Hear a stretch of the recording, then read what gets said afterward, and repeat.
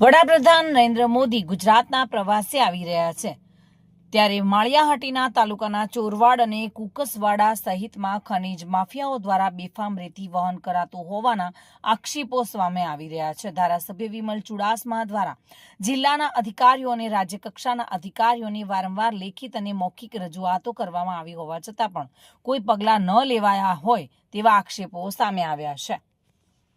જૂનાગઢ મુકામે, જૂનાગઢના કુકસવાડા મુકામે અને ચોરવાડ મુકામે હાલ ખનીજ માફિયા દ્વારા બેફામ રીતે ખનીજ ચોરી કરવામાં આવેલી છે।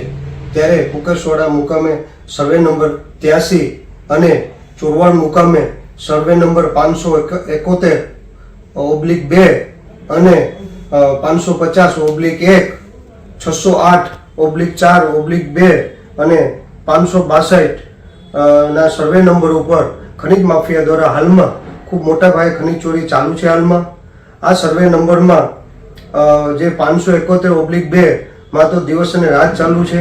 આ ધમ ધોકારે જે અધિકારીઓ, ખનીજના અધિકારીઓ જે કિરણભાઈ પરમાર, જે જૂનાગઢના જે ચાર્જમાં જે ખનીજ અધિકારી છે, અને ગુજરાતના કમિશનર ધવલભાઈ પટેલ ને મેં ટેલિફોનિક, વોટ્સએપ થ્રુ લોકેશન પર મોકલેલું છે અને સંપૂર્ણ વિગત આપેલી છે। છતાં પણ ઘણા દિવસોથી આજ દિવસ સુધી રાઇટિંગમાં પણ લખીને આપેલું છે, પણ આજ દિન સુધી ખનીજ માફિયા દ્વારા બેફામ ખનીજ ચોરી ચાલી રહી છે।